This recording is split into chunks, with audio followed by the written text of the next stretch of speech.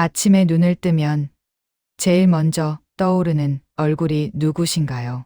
젊을 땐 내 하루, 내 일이 먼저였는데 어느새부터인가 자식 얼굴이 제일 먼저 떠오르진 않으신가요? 전화 한 통 오지 않아도 괜히 마음이 쓰이고 말 한마디에 하루 기분이 왔다 갔다 하고요. 오늘 이야기는 바로 그 마음, 자식 때문에 웃고 자식 때문에 상처받는 마음에 대한 이야기입니다. 끝까지 들으시면 아, 나만 그런 게 아니었구나 하고 마음이 조금은 가벼워지실 겁니다. 제가 아는 한 분 이야기를 먼저 들려드릴게요. 이분은 올해 69이신데 늘 이렇게 말씀하셨어요. 나는 자식 하나 키워놓고도 왜 이렇게 마음이 아플까? 아들이 결혼하고 나서는 연락도 줄고 말투도 달라졌고 예전처럼 살갑게 굴지도 않더랍니다. 어느 날은 용기를 내서 이렇게 말했다고 해요. 너 요즘 너무 바쁜가 보다. 그 말에 돌아온 대답이 이랬답니다. 엄마, 그게 왜요? 다들 그렇게 살아요.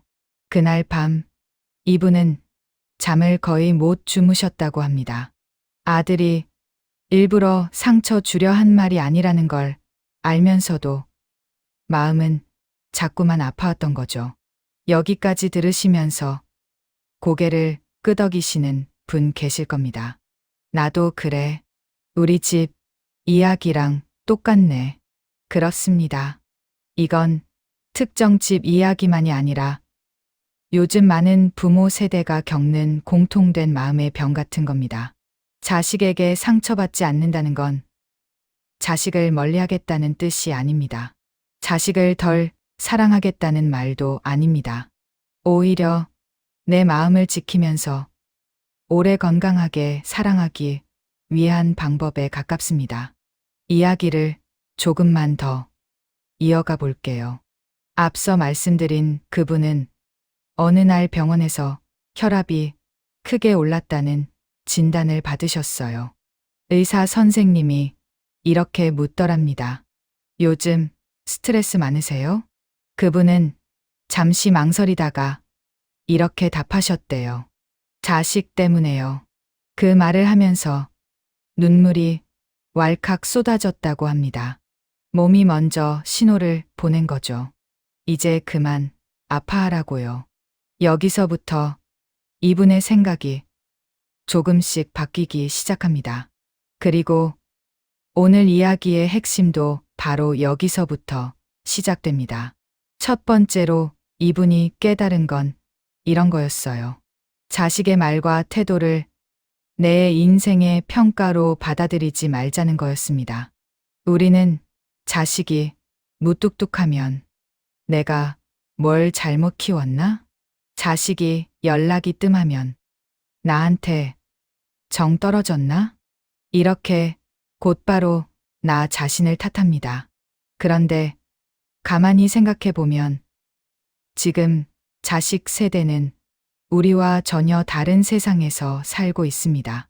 경쟁은 더 치열하고 삶의 속도는 훨씬 빠르고 여유는 적습니다. 말수가 줄어든 건 사랑이 줄어서가 아니라 버거워서 그럴 수도 있다는 것. 이걸 인정하는 순간 마음의 상처가 조금 옅어집니다. 이분은 이렇게 스스로에게 말하기 시작했대요. 저 아이의 말투는 내 인생에 대한 평가가 아니다. 저 아이의 무심함은 내 사랑의 실패가 아니다.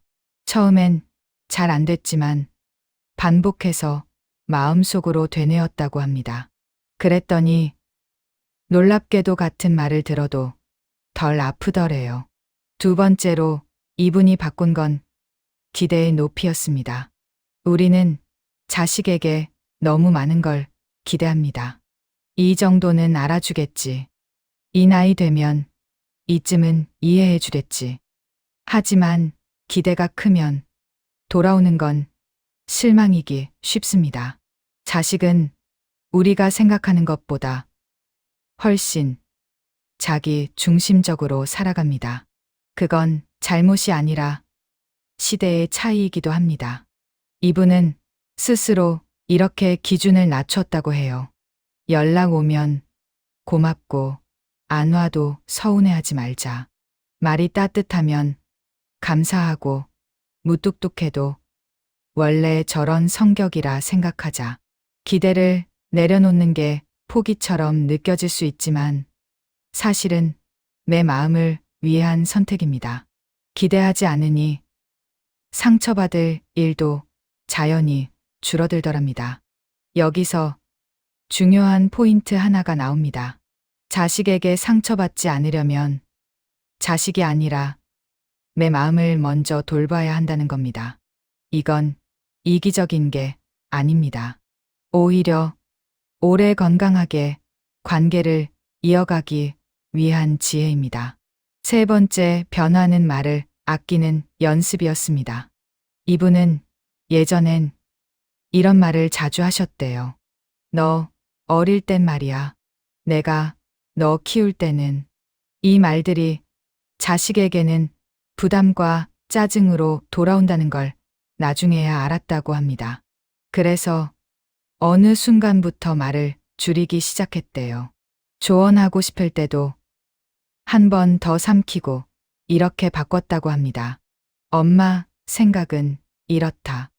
그런데 내 선택을 존중한다. 이렇게 말의 방향을 바꾸자 대화의 분위기가 달라졌다고 합니다.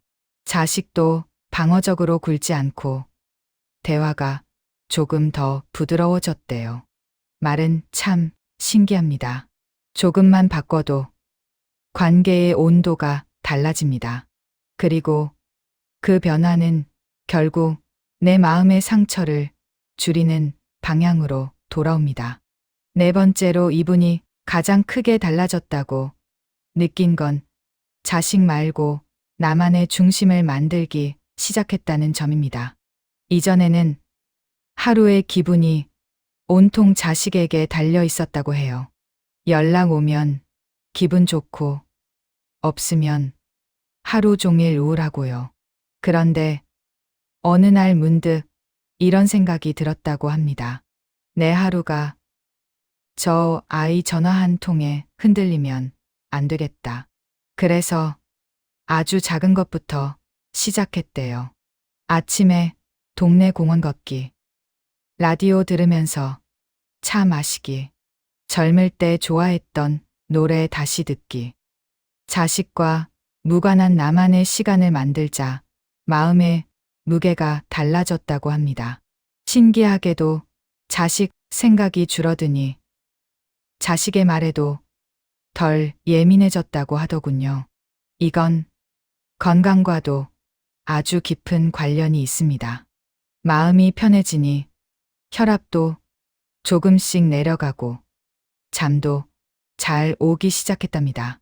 자식에게서 거리를 둔 게 아니라 내 인생을 다시 끌어안은 것이었습니다. 마지막으로 이분이 배운 가장 중요한 한 가지가 있습니다. 자식도 결국 완성되지 않은 사람이라는 사실을 받아들이는 것이었습니다. 우리는 자식이 어른이 되면 다 알 것 같고 다 이해할 것 같지만 사실 자식도 서툴고 미숙하고 자기 감정을 잘 모를 때가 많습니다. 부모 앞에서 특히 더 그렇습니다. 가장 편한 존재이기에 가장 함부로 굴기도 하는 거죠. 이분은 이제 이렇게 생각한다고 합니다. 저 아이도 나처럼 인생을 배우는 중이구나. 이 생각 하나가 마음의 날을 누디게 만들어 줬다고 합니다. 날카롭게 찌르던 말들이 예전만큼 깊이 들어오지 않게 됐대요. 이야기를 여기까지 들으셨다면 아마 마음 한켠이 조금은 따뜻해지셨을 겁니다.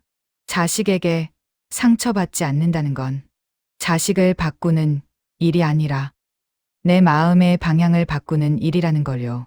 혹시 지금도 자식의 말 한마디가 자꾸 떠오르시나요? 그렇다면 오늘 밤 이렇게 한 번만 생각해 보세요. 나는 이미 충분히 잘해왔다. 이제는 나를 지켜도 된다. 자식은 자식의 인생을 살고 있고 나는 내 인생의 후반전을 살고 있습니다. 이 후반전만큼은 조금 덜 아프고 조금 더 편안해도 괜찮지 않겠습니까? 이 이야기가 오늘 하루 그리고 앞으로의 날들에 조금이나마 마음의 약이 되었으면 좋겠습니다. 언제나 여러분의 건강과 행복을 응원합니다. 이 영상이 도움이 되셨다면 좋아요와 구독 그리고 알림 설정 부탁드려요.